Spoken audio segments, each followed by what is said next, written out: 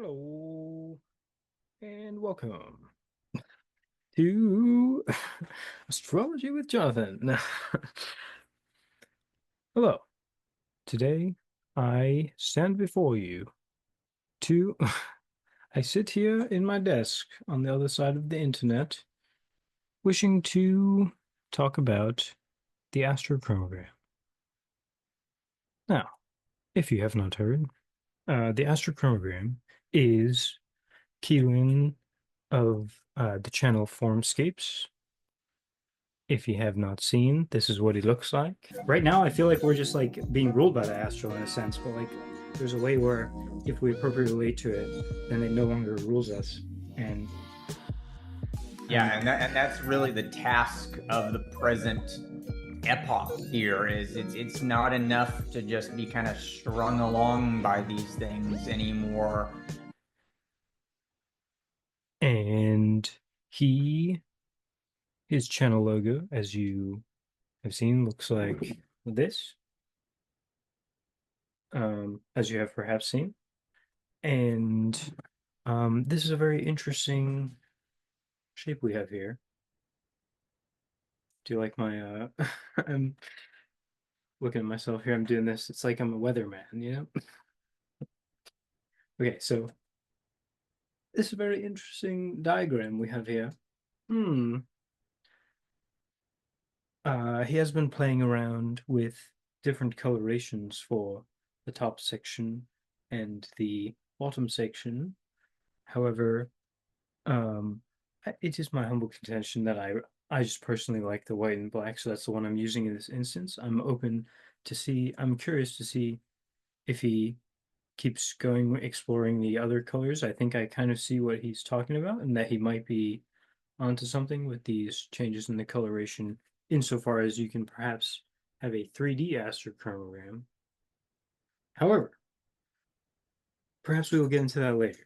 And here, this is the one I'm using for now because I like it. And I wanted to explore this shape a bit and also this diagram, this map, this archetypal map, and just say some things about it and perhaps explore it, particularly with respect to Saturn and Jupiter, just because I learned some things recently that I wanted to share, and in connection with the work of Galahad Eridanus, who I've spoken about on many occasions, um, and who I rave about like a madman, such that it perhaps freaked him out a little bit. But that's a whole long story, and I have no shade. I would like to be clear. Let's put this away for a moment. Griffin, base. Galahad Adonis, no shade. I was freaking out. I'm just gonna cut all this part out. You know, good vibes. Good vibes, Galahad. Good man. I consider him a brother and a friend, something of a prophet as well. So anyway, perhaps we'll explore it in connection. Yes, remember, explore how it connects. So, first of all, um, you have all these connections. Look at that. That's crazy. So, you know, it is my contention that this is kind of a correct mapping of the astrological archetypes insofar as it helps us to understand them in a deeper way. And let me pull it up on my screen so I can see it like a real weatherman here. Um, Now you can also, so yeah, this is pretty cool. So you can see, let's take uh let's take Mercury as the example. Okay, so we can see that Mercury is next to the moon, so it has this kind of lunar, reflective, relational, kind of dreamy, nocturnal, feminine quality, you but it's more towards the kind of primordial oneness of God the Father slash kind of the divine light of oneness in that kind of heavenly sense. So in that regard, we have spiritual messages with Mercury, communications, kind of like the, messages, communication. Yeah, but you can see that it has something of a lunar quality. To the alchemists, Mercury was the feminine spirit, the counterpart to the sulfuric masculine soul. Yellow flammable sulfur was likened to the sun, and silver watery Mercury to the moon. It's more lunar than it is light. And I would also connect this light with Lucifer, insofar as we have Lucifer and Armon in the Christic middle. But you can also think about it like God the Father and God the Mother, in a sense. Heaven and earth. Incarnational theology. Incarnation. Base. Very cool. Anyway, so yeah, and then you can see that Mercury is also opposite Mars, so you have, and I recently posted a video, Steiner talking about this, actually two, making mention of Steiner talking about this polarity of Mars and Mercury. I will insert small clips here. Thus, when we turn from what the moon beings experience through Mars to what they experience with regard to Mercury, we pass from the human aptitude for the production of sound to the human aptitude for eurythmy. This is to explain the matter in its cosmic aspect. We must remember that the mystery of Golgotha, the turning point of time, was at first a donation that Steiner calls the Mars first half of the Earth, and the second half is called the Mercury half. And in the Mars, the hierarchy is donated to us, and in the second half, the Mercury, we're supposed to awaken. We're supposed to say, thank you. You're doing this for me now. I'm going to do it myself. I'm going to turn the heart from an autonomic nervous system, which it normally acts like, into a sympathetic or parasympathetic, where I can control my heart. I can control my kidneys. I can control the things that all the hierarchies do for me, from the thinking to your feeling and your rhythmic system into your metabolic system, which we hardly understand whatsoever. Okay. So that's pretty cool. Steiner talking about that. So that's the opposition. You can see that there's a polarity. You can have the corporeal aspect of Mars, the body, and then you have the mind, The mercurial spirit corresponded to what we would call the mind, or the psyche. the more luciferic, whereas the body is more corporeal, harmonic, and we can see this polarity. It's also, I think the color correspondences are also telling us things, perhaps significant, but I'm probably not the best to describe the color correspondences. So, but there is more to that I could perhaps say later. But moving on with Mercury here, we have also, you can see that it's in a trine relationship with the divine darkness of the corporeal element, and the feminine, the womb below, the mother, and you can see this wonderful trine, which kind of illustrates how, maybe I can, sorry, it's wonderful, yeah, this wonderful trine between Mercury, Venus, and the feminine corporeal element. And you can see that so we can see from this that Mercury has something of a feminine quality. And this is also, you can see in this little shape that Mercury has, it's a receptive, it's like a vessel, receiving messages in this kind of feminine way. The metal mercury, unlike other metals, is a fluid at room temperature. And because mercury is a liquid, it forms smooth, even surfaces, which are reflective. And that is my preferred metaphor for perception. So that is another relationship. And then you can see that it is in a there is also other balances, like if we can say that the solar counterpart to Venus, to Mercury, is Venus. So you have this kind of balance of Mercury and Venus, which of course is illustrated elsewhere. There's some connections with the Tree of Life, of course, which we can investigate. I think some of this, it's very curious stuff going on here, if I do say myself. Innovations, perhaps. Evolutions, even. Okay, so in that regard, you have that balance, but in a light and dark balance, you can see a correspondence between Mercury and Jupiter. So there's a relationship there, and that's pretty cool. So you can see these various relationships, and this helps you to understand the planetary archetypes in relationship to each other and what they are and what they mean and such. Now, some things that this would suggest are kind of curious, which would, in one case, be, let's take Saturn for an example. You know, you have Saturn here next. It almost suggests that Saturn is this more um, feminine thing in a sense. You know, Saturn is often talked about as. I had something else I was going to say here. There's so much that could be said, but to quickly speak about Saturn, the it's interesting that it almost suggests that Saturn is more feminine in a certain way, being there next to, or very corporeal, you know, to say it's only feminine because, in a sense, the lunar aspect is more feminine. And it gets into how Saturn and Jupiter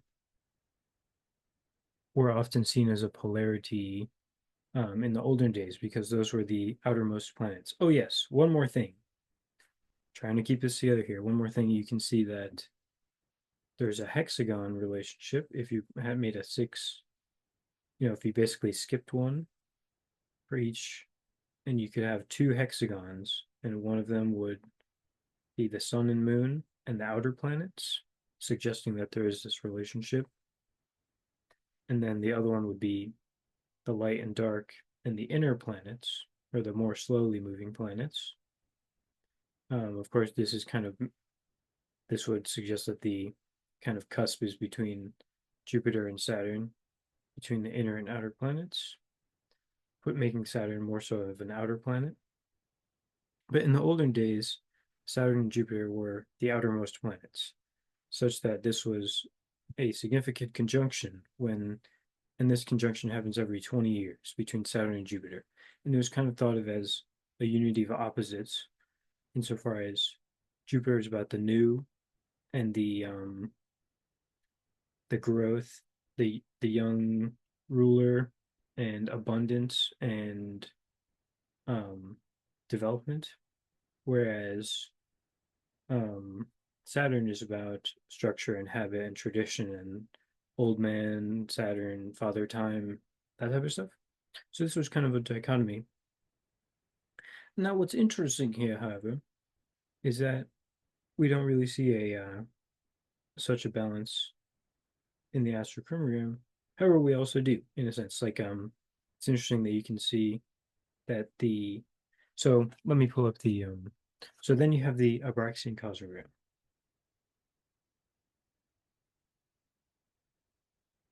And if we zoom in here, you can see that this fits on nicely. And I've discussed this elsewhere. I'm not really trying to go into a full discussion of this course, this mapping at the moment. However, I think there's significant things going on here. And but what's interesting is that Gal had talked about this kind of conjunction of opposites between Saturn and Jupiter, you know, corresponding Jupiter more so with Lucifer, the future, and madness, or kind of you know, that type of stuff. Whereas when we put the astrochromagram, you can see that it's more so that this balance is, we see Jupiter and Saturn more so on the harmonic, or on the Aldebaothian harmonic side over here. Okay, you get what I'm saying. So, However, if I pull back up this, you can see that in the trine relationship, we have a nice um, trine relationship um, between the between that primordial light, that kind of luciferic light, as it were, or that heavenly light, and then the Mars and um, Jupiter, suggesting this more that there is this connection with the kind of heavenly principle, particularly with Jupiter, whereas with Saturn you don't have that precise thing, and suggesting a more masculine quality. And that would also fit insofar as perhaps Saturn is more feminine in a sense, so you kind of still have a masculine feminine polarity in this traditionally significant conjunction of Saturn and Jupiter. Now, so yeah, that's some interesting stuff there. And also you have this line here, which I noticed, which connects, which is crazy because in the olden days they would use this solar angle to, this is the angle between the summer solstice and winter solstice, and they would use this to construct their sacred imagery and icons and monoliths, etc. And it would kind of encode information into these images, etc. And this same kind of principle applies insofar as what those in ancient times they would also connect it with people's eyes. It would go through their eyes. And as you can see here, you have this connection, and this is perhaps suggesting a correspondence with the Saturn Jupiter conjunction. And um, I'm reminded of Steiner speaking about the incarnation of Ahriman around our time period. Yaldabaoth and Ahriman are kind of analogous, very much so. And also you can see it connects to the risen Christ or the Messiah principle, this kind of divine masculine formal, perhaps etheric Christ, or like resurrected, like yeah. So some interesting connections there. Now, this Saturn Jupiter conjunction. The last time that this conjunction happened was in 2020 when this image was first revealed to humanity through Galahad Eridanis, that YouTube through the Galahad Eridanis YouTube channel, and that was also when the medical procedures that shall not be named. That's when the first one of those was administered, and crazy how that is. You kind of the whole thing is that you can't. We still live in censored times and stuff. So anyway, aside from the ranting about that, um, this is also um, I'm reminded of the incarnation of Ahriman, transhumanism, and but then also perhaps a turning point in the reappearance of Christ in the etheric is the way that Steiner or Tomberg would put it. But the second coming was the parousia, perhaps, of the Messiah. So that is that. And what something I wanted to share is that the conjunctions between Saturn and Jupiter, which happen every 20 years, um, those stay in a particular element for a while. So what does that mean? It means that it's going to be in an Earth sign, and then 20 years later they'll conjunct again in another Earth sign, and it stays like that for, I don't know the exact period length, but I think it's around 130 years or something like that. And just now it's now moving into air signs. Okay, so the first time the conjunctions were taking place in Earth signs for a while. Turn back here. It's weird looking at myself. Anyway, the conjunctions were in Earth signs for a while, and now they're shifting into air signs. And the first one of these was in 1980 is when it's first. Before that, it was in Earth for over 100 years, and then yeah, so then 1981 in particular, and it was brought to my attention that the raw material, the law of one stuff, which I don't know much about, um, but which I've heard murmurings about people and people who I respect talking about it to some degree. Um, that apparently happened, like that began with that Saturn, like to the day, pretty much. Um, and um, oh man, I just remembered that I told someone I just had to finish writing an email, and then I started recording a YouTube video. Dang it. Okay, so I'm gonna wrap this up because I told someone I was going, but yeah, so there's an interesting analogous nature between Galahad's experiences, kind of channeling Ra being this solar thing, and then kind of this idea of angelic communication or planetary, however you want to think about it. So yeah, just some interesting thoughts there. There was another the the third other one in the air signs, which has happened recently, was on May 28th of 2000. So perhaps something happened then, which we are yet to see the significance of or something. So that is all. I hope you found this interesting. I certainly do. Oh yes, I wanted to tell you about the 3D shape as well. So, oh my gosh, there's so much else I wanted to say. I'm gonna have to do a part two about this, about the Metatron's cube, the the cube with the eye, the and the 3D Astrochromagram. And here's a little teaser. Ba-da-da-da. So yeah, big props to Keelan and Galahad. These men are doing significant and interesting work in my opinion. And I just wanted to kind of geek out about it for a little bit here. Hopefully neither of them mind. Hopefully, it also connects with the chakra stuff via the shared story. It's all glorious. Glory be to God. That is all for today. I wish you a good one.